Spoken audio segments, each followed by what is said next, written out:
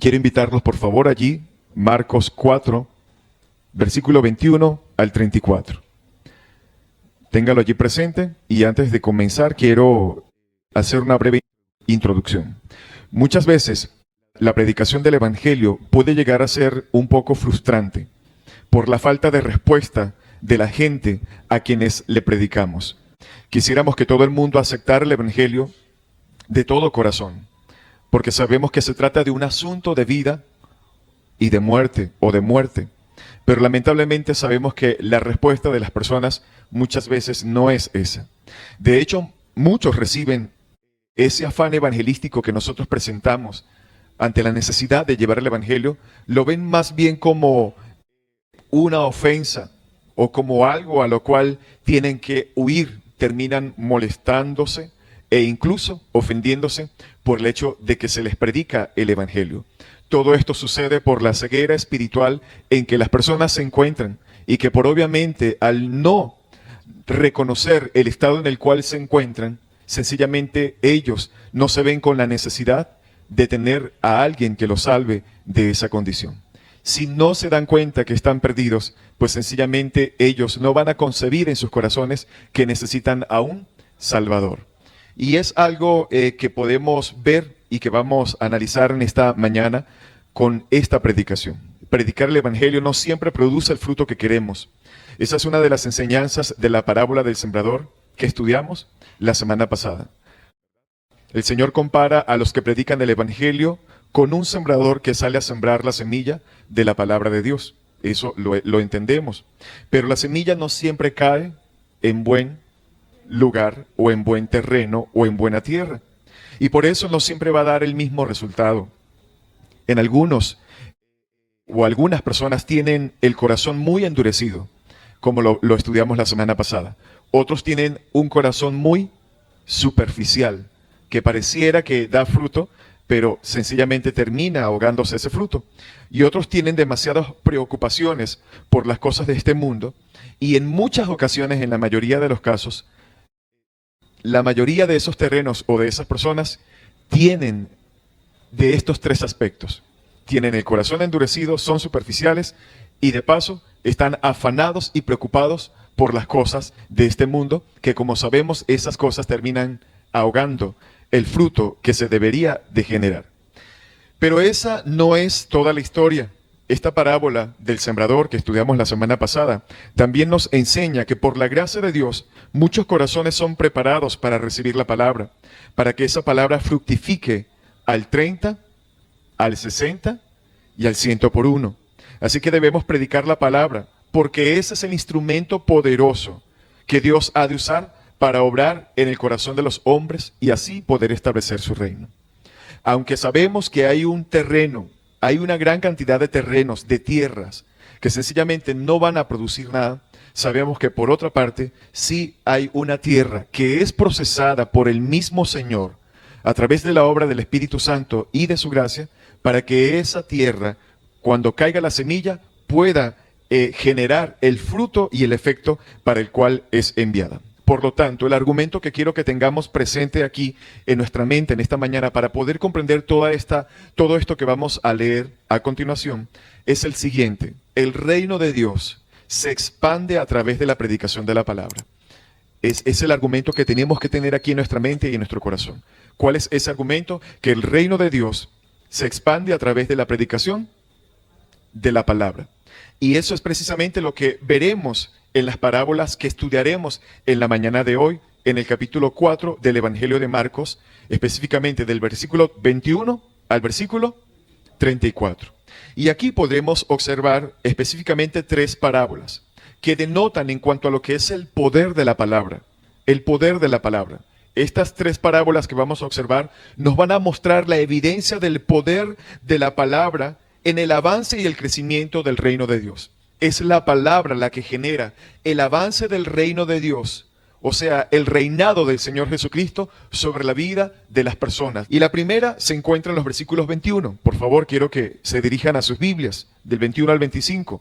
Vamos a leer versículo 21. También les dijo, ¿acaso se trae la luz para ponerla debajo del almud o debajo de la cama? no es para ponerla en el candelero. 22. Porque no hay nada oculto que no haya de ser manifestado, ni escondido que no haya de salir a la luz. Si alguno tiene oídos, y esto es muy importante, si alguno tiene oídos para oír, oiga. 24. Les dijo también, mirad lo que oís. Fíjese cómo allí Jesús le está haciendo énfasis en la importancia que debe de tener el creyente o la persona, el individuo al cual se le está exponiendo un mensaje, que debe de tener cuidado con lo que está oyendo. Mirad lo que oís, porque con la medida con que medís, os será medido, y aún se os añadirá a vosotros los que oís, porque al que tiene se le dará, y al que no tiene, aún lo que tiene se le quitará. Como vimos en el mensaje anterior, las parábolas son básicamente ¿qué? Comparaciones. ¿Qué son las parábolas? Comparaciones. No comparaciones. El Señor se vale de una imagen o de una historia de la vida cotidiana, como es el caso del sembrador, que era muy cotidiano en el contexto judío, para dar una explicación o para enseñar cosas que tal vez para algunos son difíciles de comprender y que para otros les facilita dicha comprensión. El Señor se vale entonces de imágenes o de historias de la vida cotidiana para enseñar verdades espirituales en una forma clara, fácil de entender y fácil de recordar. Ese es el objetivo de las parábolas en sí.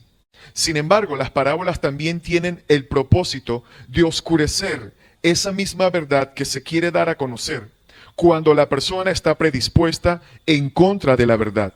De manera que las parábolas revelan y ocultan la verdad al mismo tiempo. ¿Se acuerda? La semana pasada hablamos acerca de eso. Había un pueblo entre los cuales se encontraban los fariseos, se encontraban quienes, los escribas, se encontraba toda esta multitud que estaba detrás de Jesús simplemente por un interés, y estas personas tenían un corazón endurecido en cuanto a lo que era el mensaje del evangelio, y por ende el Señor decide en su soberanía hablar a través de parábolas para que los que sí venían con un corazón decidido, determinado, humilde, dispuesto a aprender y a reconocer a Cristo, recibieran el mensaje de una manera muy sencilla y comprensiva. Pero para otros que venían con un corazón altivo, esas parábolas que generaban confusión. Eran como especies de acertijo que sencillamente perturbaban el entendimiento de estas personas. Esa misma comparación o ilustración que hace que para algunos pueda resultar sumamente didáctica y esclarecedora la enseñanza, pero para otros la parábola es una especie de acertijo muy difícil de entender. Por eso lo decíamos la semana pasada, que las parábolas son un medio de gracia para los creyentes, para los que creen, para los que vienen con un corazón determinado a creer, pero también son un medio de juicio para aquellos que desechan la verdad en contra de toda evidencia. Este pueblo que venía detrás de Jesús, los fariseos, que sencillamente no quisieron creer, ellos habían sido testigos evidentes, con sus propios ojos habían observado el poder y la manifestación del Señor Jesucristo, pero aún así ellos no querían creer. Y por eso el Señor utiliza las parábolas para de alguna manera cerrar el mensaje como una forma de juicio para todos aquellos que sencillamente no querían creer. Con relación a esto, más adelante el apóstol Pablo dice en Primera de Corintios, por favor búsquelo allí como un versículo paralelo para reforzar esta idea. En Primera de Corintios 2:14, puede observar allí, por favor, dice que el hombre natural, el hombre que no ha sido regenerado, ¿qué dice? Que no ha sido regenerado por el Espíritu Santo, el hombre que no ha nacido de nuevo, sencillamente no percibe las cosas que son del Espíritu de Dios. Eso lo podemos leer allí. Porque para él son locura y no las puede entender, porque se han de discernir como espiritualmente. Entonces, de alguna manera, esto es lo que generaba las parábolas en aquel contexto. Pablo está diciendo aquí que algo similar ocurre cuando el incrédulo escucha la palabra de Dios. Él entiende las palabras y las ideas, pero él no puede entender la esencia del mensaje. Él no puede entender el tesoro incomparable que se le está ofreciendo en el Evangelio para la salvación de su alma. Básicamente es lo que sucedía con los fariseos con los escribas que sencillamente no querían creer. Ahora, John MacArthur lo explica de la siguiente manera. Si eres un creyente, tú hablas el lenguaje de Dios. Cuando Él habla y lo entiendes perfectamente. Pero eso es un lenguaje que es extraño para todos los demás. O sea, para los que no han sido tratados por la persona del Espíritu Santo, ese lenguaje sencillamente muchas veces será algo incomprensible. Perfecto.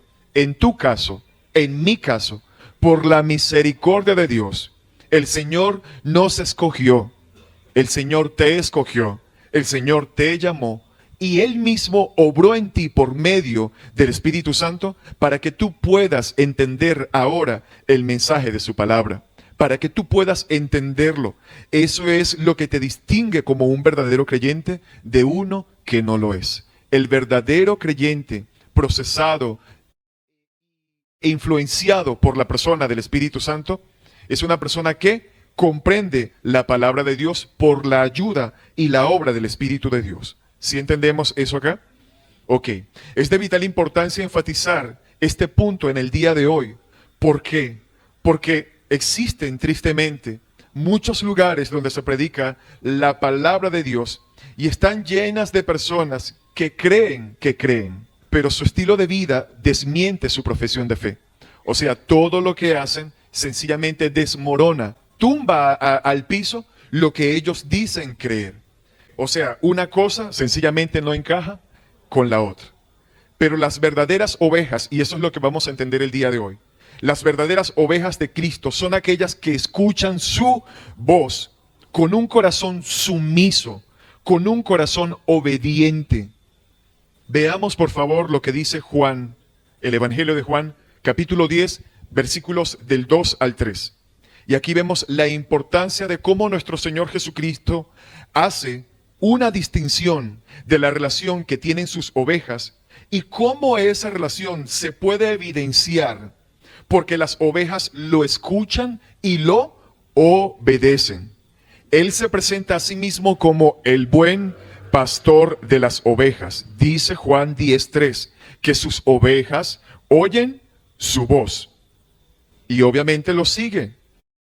Luego en el versículo 4 dice que esas ovejas lo siguen a Él, pero precisamente lo siguen ¿por qué? Porque conocen su voz y no seguirán las voces de los extraños. Es muy importante entender esto.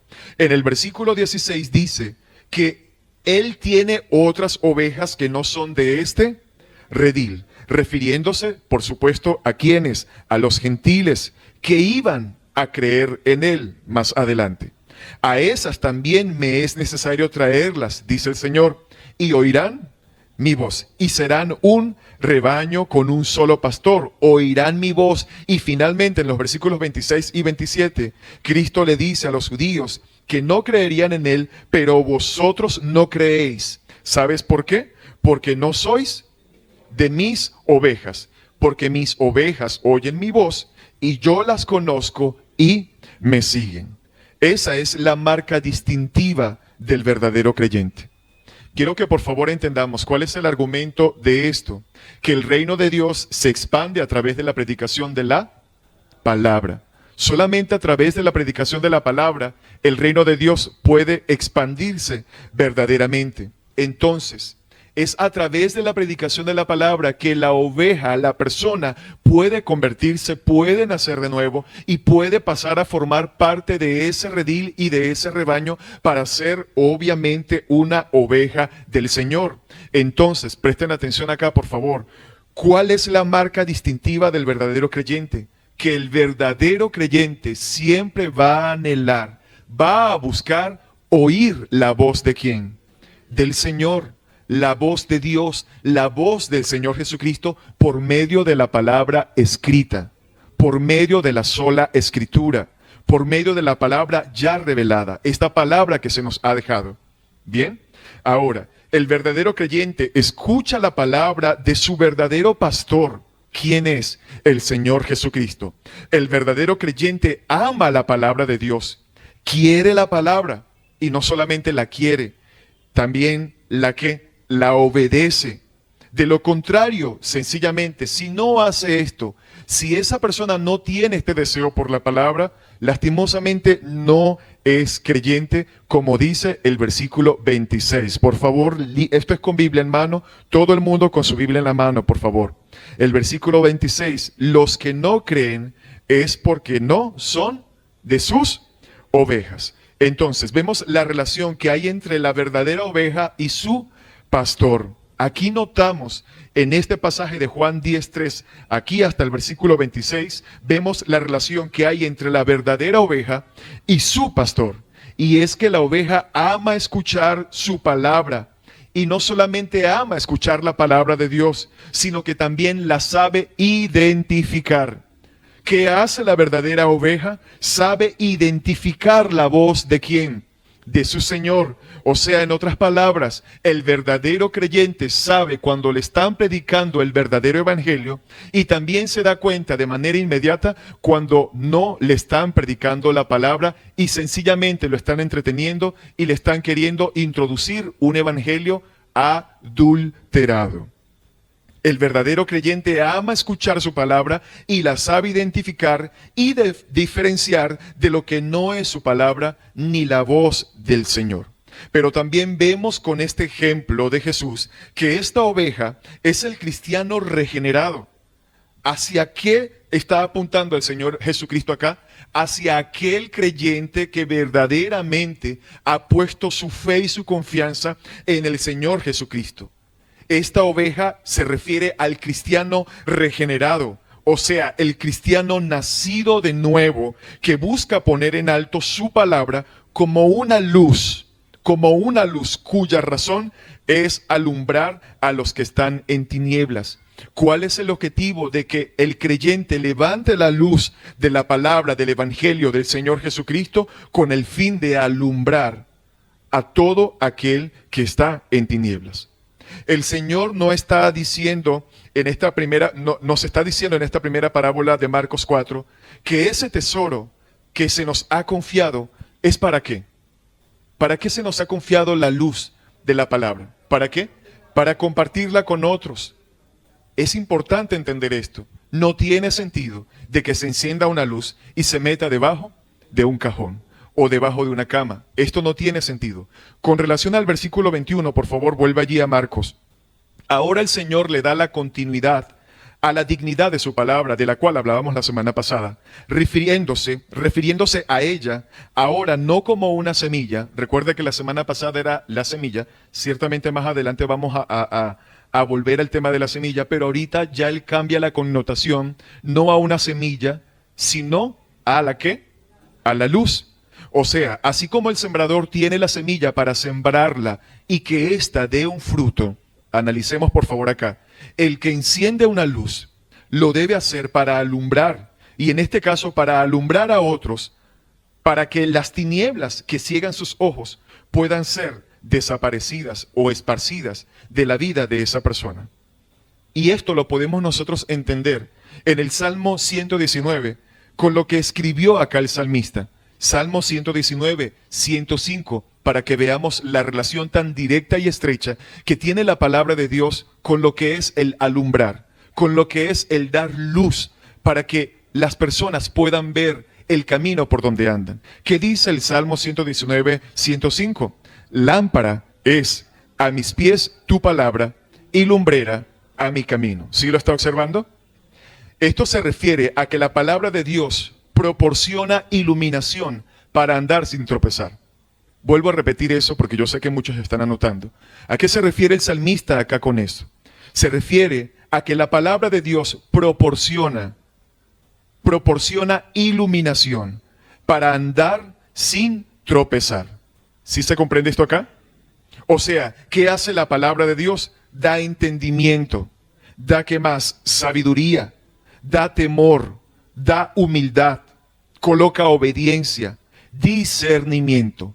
Por ende, mis amados, una persona que no basa su vida en la palabra de Dios y solamente lo basa en entretenimientos dominicales, en eventos, en congresos, de show en show, de actividad en actividad, y no basa a esa persona en el fundamento de la palabra, ¿cómo va a andar esa persona? Sencillamente en tinieblas. Va a andar en oscuridad. Una congregación donde no se le dé el respeto y el valor a la palabra de Dios, donde no se le dé la seriedad, el lugar que la palabra de Dios se merece, sencillamente, por más que se llame iglesia, por más que coloque un rótulo afuera donde diga iglesia llamada fulanita de tal, sencillamente esa iglesia está en tinieblas, en tinieblas. ¿Qué es lo que trae luz y entendimiento para que la gente evite los tropiezos en su andar diario? Sencillamente la predicación fiel de las Sagradas Escrituras. Si no hay predicación de la palabra, la gente está adormitada. La gente está dopada con un evangelio que sencillamente lo emociona de semana a semana, de domingo a domingo, pero la gente no tiene transformación. La gente no tiene cambio, la gente no experimenta arrepentimiento, la gente sigue en el mismo comportamiento, aparentando cosas en la congregación durante la media hora, durante la hora de alabanza o durante el tiempo en el que está allí, pero cuando esa persona regresa a su casa, sigue siendo la misma persona sin ningún tipo de transformación. Sigue haciendo las mismas cosas debajo de sus sábanas, sigue haciendo las mismas cosas con el teléfono, con sus redes sociales, sigue en la misma conducta. Por tal razón, nosotros como iglesia debemos entender que cuando llegamos a este lugar a reunirnos, no es hacer otra cosa más que no sea escuchar su soberana palabra. Esto debería conducirnos a la siguiente reflexión. ¿Por qué otra razón se le dará una lámpara a una persona si no es para que haga brillar su luz? ¿Para qué otra cosa? ¿Para qué otra cosa? O sea, ¿para qué otro fin? ¿De qué te sirve que tú escuches la palabra? Que tú recibas la palabra, que tú tengas en tus manos en este momento la palabra de Dios, si no la enciendes para que ésta alumbre primeramente en tu vida, en la vida de tu familia, de los tuyos y posteriormente en la vida de otros. Es inconcebible que en una casa que está completamente a oscuras, alguien tenga una lámpara en la mano y decida ponerla debajo de una caja, debajo de una canasta o debajo de una cama. Eso es completamente inconcebible. Pero es más inconcebible aún cuando se trata de la luz del santo evangelio del Señor. Literalmente, cuando dejamos de alumbrar por medio de la palabra, es como si usted estuviese en su casa, se va la luz, que normalmente aquí no se nos va la luz a nosotros, pero se le va la luz y usted sale corriendo y dice, mi amor, aquí tengo las velas, aquí tengo la lámpara automática, ay, qué bueno, mi amor, enciéndela.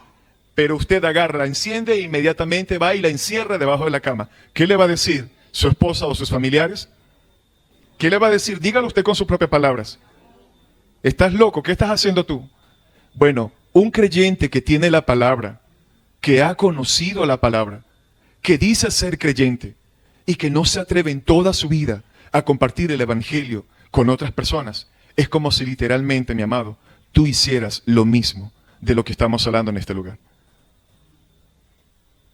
Entonces es necesario reflexionar. Nosotros vivimos en un mundo que está completamente en tinieblas, totalmente caído y totalmente entenebrecido. Esa es la realidad. Después del pecado de Adán y de Eva, este mundo se cayó. El ser humano entró en un estado de pecado donde sencillamente está hundido en su propia humanidad, en sus propios pensamientos, en esa independencia y en esa autonomía que es la base, que es la sustancia del pecado. Veamos estas palabras de Jesús en Juan 8:12, por favor. Otra vez les habló diciendo, y fíjese la terminología que el Señor Jesucristo utiliza acá. Juan 8:12, otra vez les habló diciendo. ¿Qué dice? Les habló diciendo, yo soy. Vea, yo soy la luz del mundo. Yo soy la luz del mundo. El que me sigue no andará en tinieblas, sino que tendrá la luz de la vida. Sino que tendrá la luz de la vida. O sea, el que me sigue no andará más en tinieblas, sino que va a poseer, tiene dentro de él la luz de la vida y de la verdadera vida. A veces creemos que la vida es simplemente llenarnos de cosas como cualquier bachaco que sale a recoger y amontonar y pensar que eso es la vida. Eso no es la vida. Que tengas una casa, no sé, allá en el este de Caracas, en la mejor zona, la más privilegiada, con no sé cuántos carros estacionados afuera, parqueados afuera, que logres fama y reconocimiento, que tengas el último teléfono que salió, eso no es garantía de una verdadera vida. ¿Cuál es la verdadera vida? La verdadera vida está en que nosotros tengamos la luz de Cristo dentro de cada uno de nosotros. Bien, entonces lo que Jesús nos está diciendo aquí es que Él no es sencillamente una de las tantas luces que están disponibles en todo el mundo. No, Él aquí nos está diciendo que Él es la verdadera luz, la luz de la cual emana toda la claridad que el ser humano necesita para poder desviarse de su camino hacia el infierno por causa del pecado.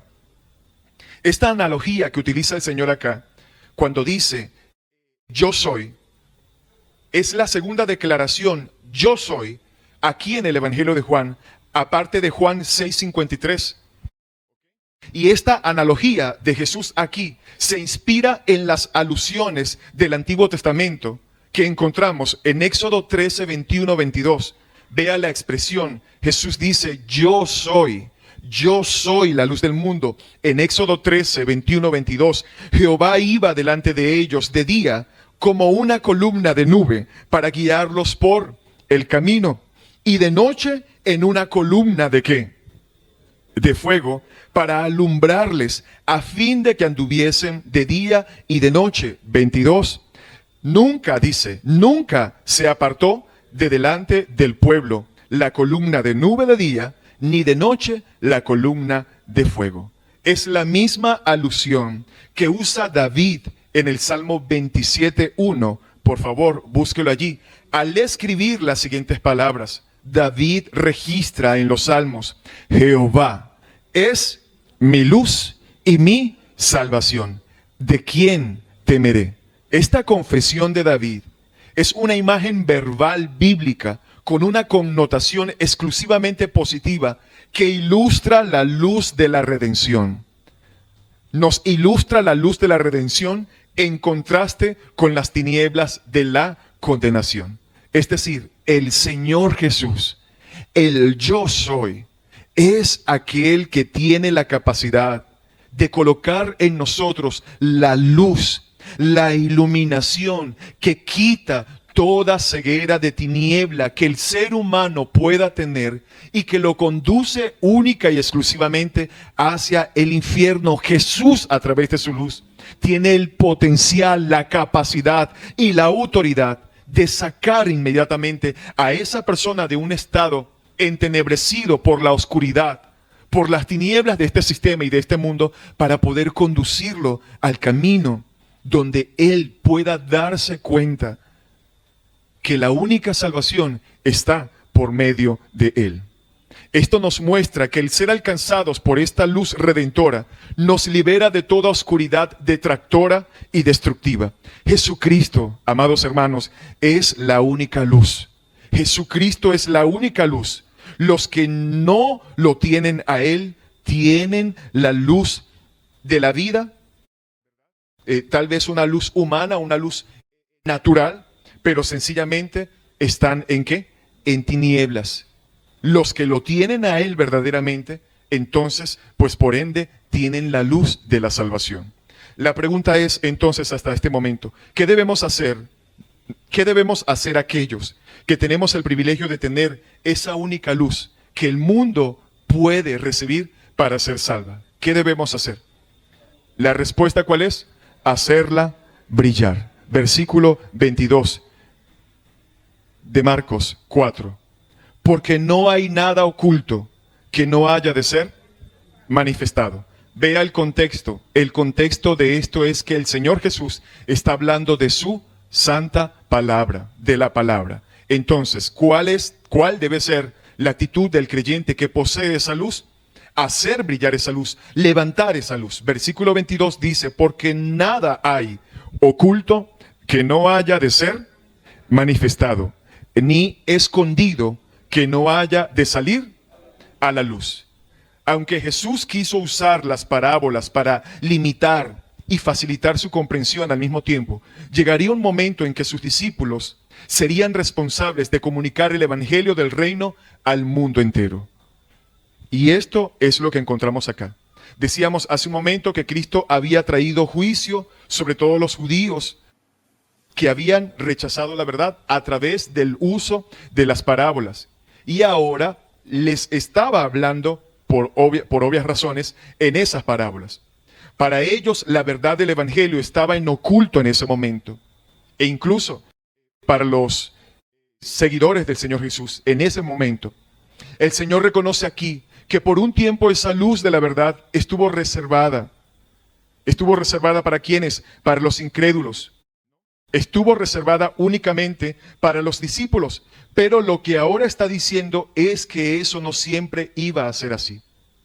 Aunque la revelación o la iluminación o el entendimiento de esas parábolas estaban reservadas únicamente para quienes, para los discípulos, y estaba negada para aquellos incrédulos, eso no quiere decir de que todo el tiempo iba a ser así. Porque como lo vemos arriba en el versículo 22 que dice, porque no hay nada oculto, hablando de su palabra, que no haya de ser manifestado ni escondido, que no haya de salir a la luz. O sea, aquí está refiriéndose a que llegaría un momento en que sus discípulos recibirían esa luz y que más adelante ellos se convertirían en aquellos propagadores de esa luz, sacando obviamente todas esas verdades para la salvación de las almas de aquellos que creerían en el Señor. ¿Ok? Entonces, para ellos la verdad del evangelio estaba en oculto en ese momento. El Señor reconoce aquí que por un tiempo esa luz de la verdad estuvo reservada únicamente para los discípulos. Pero lo que ahora está diciendo aquí en el versículo 22 es que eso no sería siempre así, sino que llegaría un momento en que esa verdad iba a ser iluminada a los ojos de millones de personas. ¿Perfecto?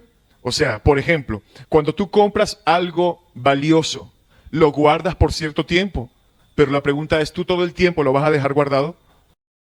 No, va a llegar un momento en que tú lo sacas. No lo vas a tener guardado para siempre. Y ciertamente lo que encerraba las parábolas, el mensaje, la esencia del mensaje de las parábolas era algo que tenía muchísimo valor, porque era en lo que se encerraba el secreto del evangelio para la salvación de aquellos que creen. Pero llegó un momento que aunque estaba reservada, el Señor Jesús iba a utilizar a los discípulos para que estos se encargaran de la propagación de ese evangelio. Duró un tiempo guardado, tenía mucho valor, pero después llegó el momento ¿de qué? De sacarlo. Dejarlo guardado sería algo que no tendría sentido. Eso es como cuando llega diciembre y usted le compra por adelantado, antes de que lleguen las fechas tradicionales de dar regalos, no a los niños. Usted compra por adelantado eso que fue de gran valor y usted lo guarda, lo reserva, pero llega un momento en que usted lo tiene que sacar para entregárselo a aquellas personas a las que se los compró. Dejarlo guardado sería nuevamente una locura, sería algo que no tendría sentido.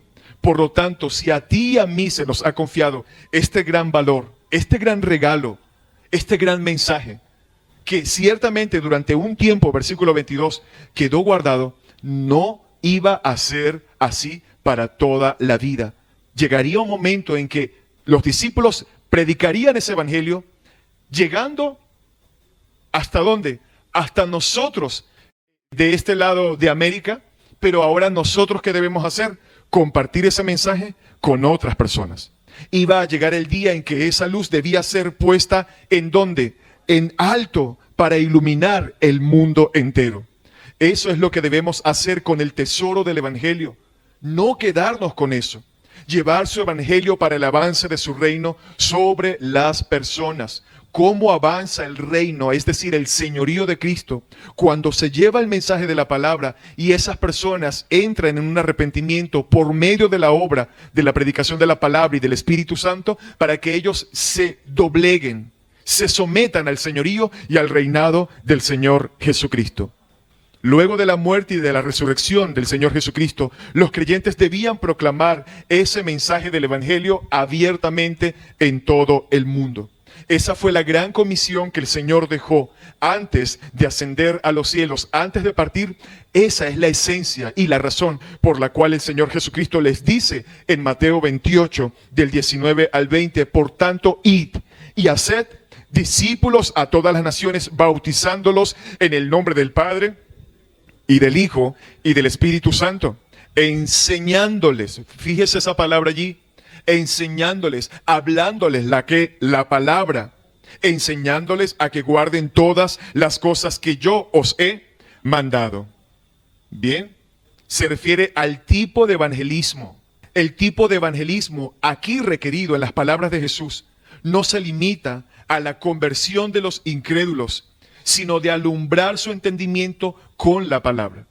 O sea, no es solamente predicarles, sino alumbrar su entendimiento con la predicación de la palabra. El término enseñándoles a que guarden todas las cosas. Este tipo de evangelismo es requerido ya que no se limita solamente a la conversión del incrédulo, sino que posteriormente esta persona debe ser alumbrada, su entendimiento debe ser alumbrado con la predicación, con la enseñanza de la palabra de Dios. ¿Perfecto? Entonces, mientras tú estás haciendo lo que Dios te ha mandado hacer, que es dar a conocer la luz, la verdad del Evangelio, ¿qué ha prometido hacer el Señor? En Mateo 28, en el versículo 20, Él ha prometido estar con nosotros todos los días hasta el fin del mundo. Entonces, ¿cuál es nuestra responsabilidad? Según el versículo 22 de Mateo 4, sacar la palabra, llevarla a la luz.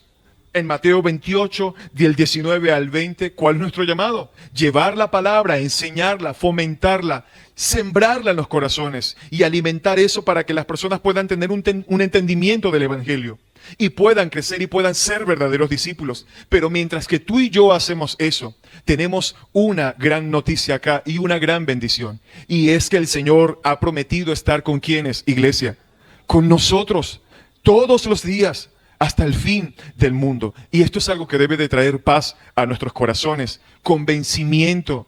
Debe de traer en nosotros esa seguridad de que el Señor nos ha enviado. Y cada vez que vamos llevando el mensaje, cada vez que tú estás yendo y predicando el mensaje, compartiéndolo, donde quiera que estés, el Señor Jesucristo está contigo. Él ha prometido estar con nosotros en todo tiempo, todos los días, alumbrando nuestras vidas.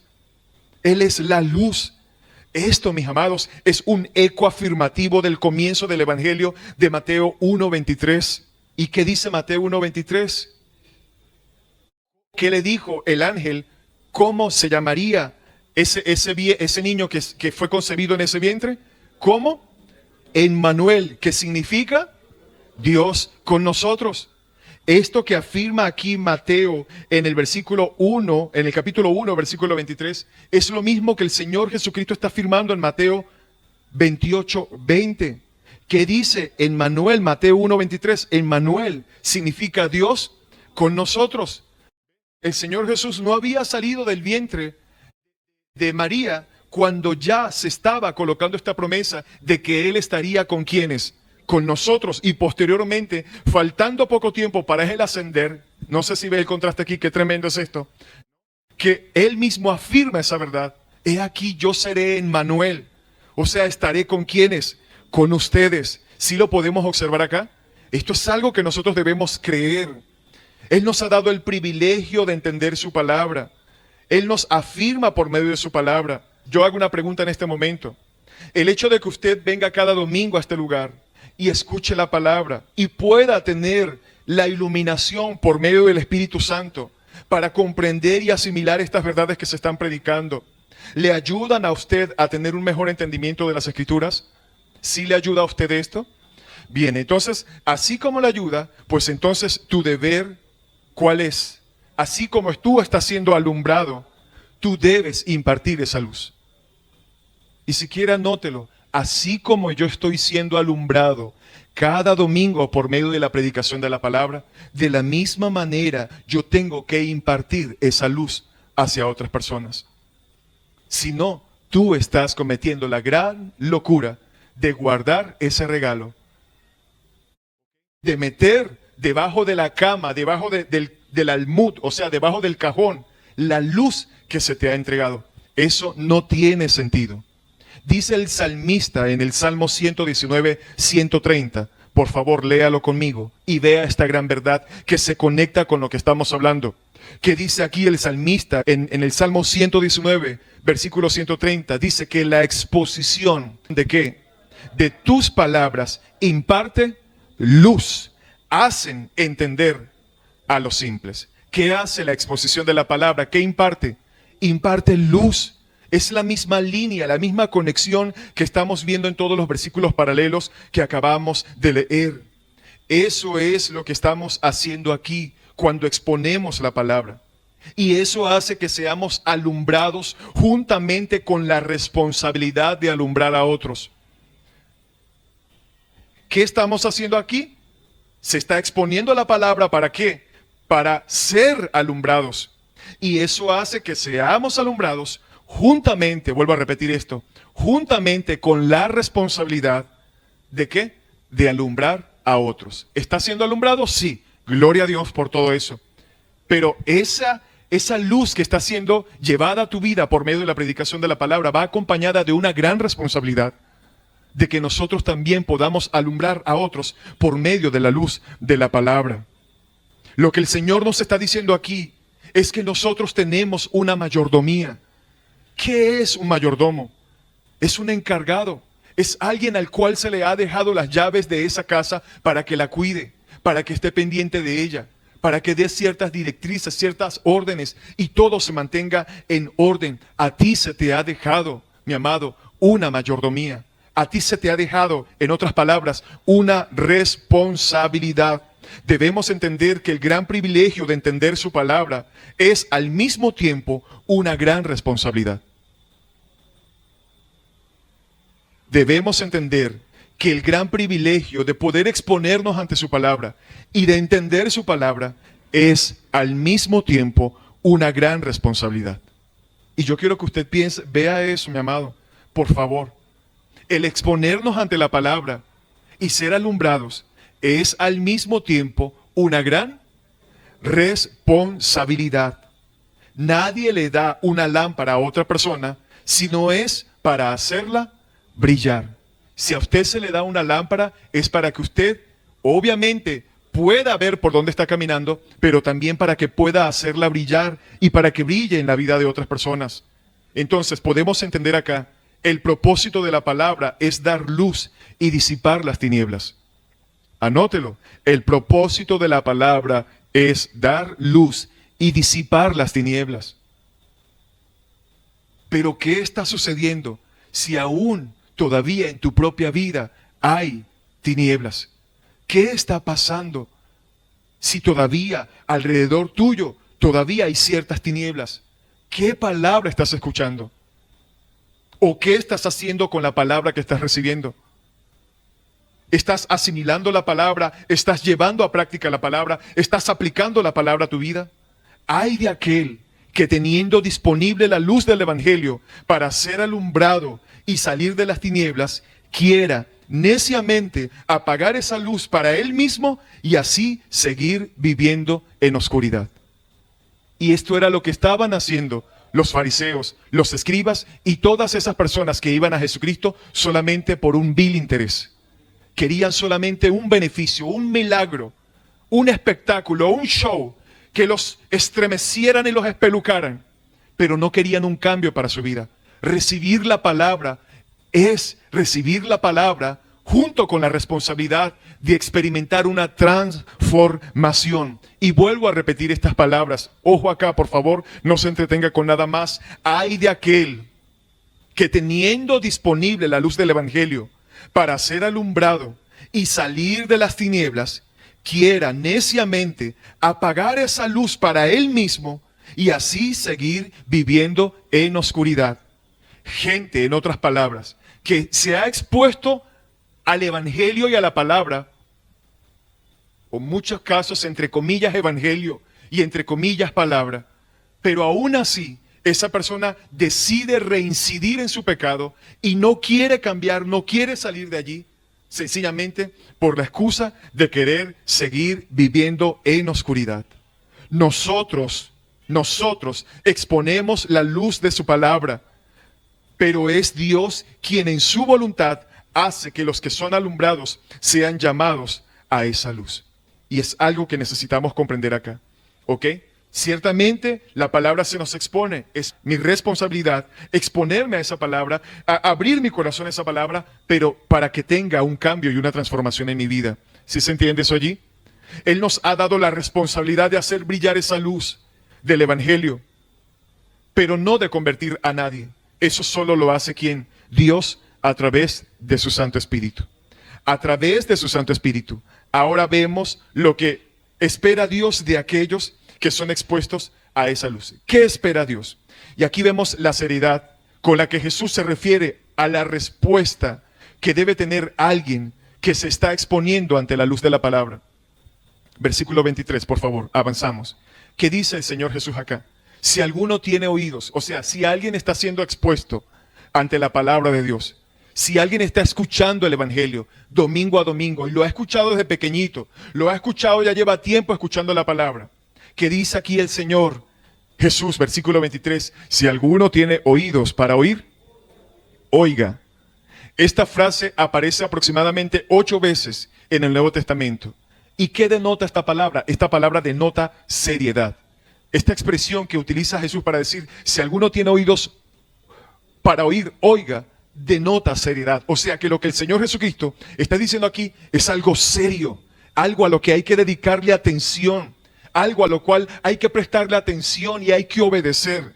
Se refiere, ahora que Dios te ha dado la oportunidad de que escuches y conozcas lo que estaba escondido, ¿verdad? Según el versículo 22, porque no hay nada que oculto que no haya de ser manifestado, es decir, aquí en el versículo 23, siguiendo la secuencia, se refiere ahora que Dios te ha dado la oportunidad de que escuches y conozcas lo que estaba que escondido, o sea, su palabra que no entendías, ahora es tu responsabilidad de ponerla en práctica y enseñarla a otras personas. ¿Sí se comprende esto acá? Bien, en el versículo 22, porque no hay nada oculto que no haya de ser manifestado, refiriéndose a su palabra. Bien, y ahora aquí en el versículo 23 dice, si alguno tiene oídos para oír, oiga. O sea, se refiere que ahora que estás escuchando la palabra, y esa palabra ahora la estás entendiendo, entonces ahora es tu responsabilidad en ponerla en práctica, y no solamente ponerla en práctica, sino también enseñarla a quienes, a otros. Si oyes su palabra y no haces lo que Dios dice, entonces no oíste bien lo que Él te está diciendo. Esa es la verdad. Si han pasado años y años y todavía sigue con la misma conducta, estás exponiéndote ante la palabra la estás escuchando. Oye su palabra y no haces lo que Dios dice, entonces no oíste bien lo que Él te está diciendo. Típico ejemplo para los que tenemos hijos, los que tenemos muchachos. ¿Qué le dice la mamá al hijo desde la cocina? Hijo, ven. Hijo, ven. Hijo, ¿me escuchaste? Sí, mami, yo te oí. Ajá, ¿y por qué no vienes? O sea, lo escucha a su mamá, pero sencillamente no va. O sea, ella lo está llamando, pero él sigue allí, pegado a la PlayStation, pegado al teléfono. Está escuchando, pero sencillamente no está obedeciendo. Y es literalmente lo que sucede con muchos creyentes en el día de hoy. Gente que tiene tiempo, años, congregándose. Y sencillamente escuchan y escuchan y escuchan. Pero no están entendiendo, no están obedeciendo. Tienen un evangelio de cartón, artificial, que ellos mismos se han inventado. Un evangelio que no es el evangelio de las Sagradas Escrituras. Es un evangelio light. Conforme a la concupiscencia del corazón de esa persona. Él ha interpretado el evangelio a su manera, no a la forma en la que el Espíritu Santo lo ha revelado a través de la palabra. Si tú oyes y no haces, simplemente tú no oíste, o sea, no prestaste atención a la palabra de Dios. Si tú estás aquí y oyes y no haces, no estás oyendo verdaderamente. No estás entendiendo lo que se te está diciendo. Y es por eso que necesitamos al Espíritu Santo de Dios en nuestras vidas. El creyente sin el Espíritu Santo, ni aquí, ni en la China, ni donde quiera que esté, sencillamente no puede hacer nada. Es una locura, es una desfachatez creer que puede existir una iglesia, que puede existir un creyente si no tiene al Espíritu de Dios. Por esa razón, y lo hablábamos ayer en el discipulado, una iglesia, un movimiento religioso o alguien o el lugar que se haga llamar iglesia, donde osen, donde pretendan excluir a la persona del Espíritu Santo, sencillamente se conoce categóricamente, mundialmente, por todos los concilios evangélicos como una secta. Y no solamente al Espíritu Santo, sino a cualquier persona de la Trinidad. Cualquier movimiento religioso que excluya al Padre y deje al Espíritu y al Hijo es una secta. Cualquiera que tome solamente a Jesús y excluya al Espíritu Santo y excluya al Padre es una secta. Entonces necesitamos comprender esto acá. Si tú oyes, si el Espíritu Santo habla a tu vida, si el Espíritu Santo te está diciendo, corrige esto, cambia eso. Cada domingo a través de la palabra tú escuchas y entiendes en tu corazón o observas que te tienes que arrepentir y que ese arrepentimiento debe generar una transformación en tu vida que se observe, que se vea, que sea visible. Y si eso no está pasando, entonces tú no estás oyendo verdaderamente lo que el Señor quiere decir a través de su palabra. Dios nos dice aquí que nosotros debemos oír su palabra con suma atención. ¿Qué es lo que está diciendo Jesús aquí en el versículo 23? Si alguno tiene oídos para oír, oiga. Dios nos dice aquí que nosotros debemos oír su palabra con suma atención. Con suma atención. Es escuchando. Es por eso la necesidad de que usted no venga a la congregación por venir.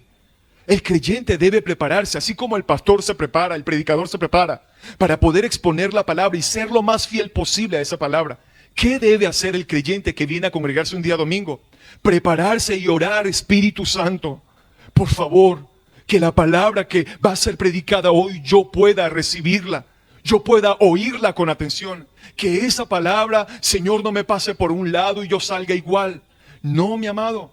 Es tu deber. Tú tienes la responsabilidad de entender que cada domingo que vienes a este lugar, no vienes a ser entretenido. No vienes a ver qué va a hacer el pastor o cuál es el espectáculo que se tiene. ¿Qué canciones van a cantar? Vamos a ver si me las sé. No, si tú vienes a escuchar la palabra, pero tú tienes que tener diligencia. O sea, si se te han entregado, ¿cuántos oídos? ¿Cuántas orejas?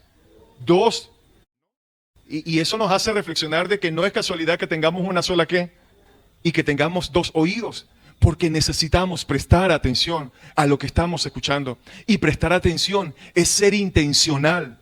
No es venir porque no tengo más nada que hacer. Porque bueno, para que no digan que no me congregué hoy, no. Tú tienes que ser intencional en el momento de congregarte. ¿Y cómo es ser intencional? Yo vengo con la intención de escuchar la palabra para que una mayor medida de la persona de Cristo, del varón perfecto, sea añadida a mi vida. Entonces, Dios nos dice aquí que nosotros debemos oír su palabra con suma atención para luego compartirla con ¿quiénes? Con otros, ya que no podremos compartir la verdad o una verdad que nosotros no conocemos. ¿Cómo tú vas a compartir el evangelio si no conoces el evangelio? ¿Cómo tú vas a compartir con otros una verdad que tú todavía no conoces o no entiendes o no asimilas por causa de la misma negligencia que tú mismo estás presentando? No podremos compartir una verdad que no conocemos y no podremos conocer mejor la verdad si no prestamos verdadera atención a su palabra. Nosotros necesitamos prestar atención a la palabra del Señor.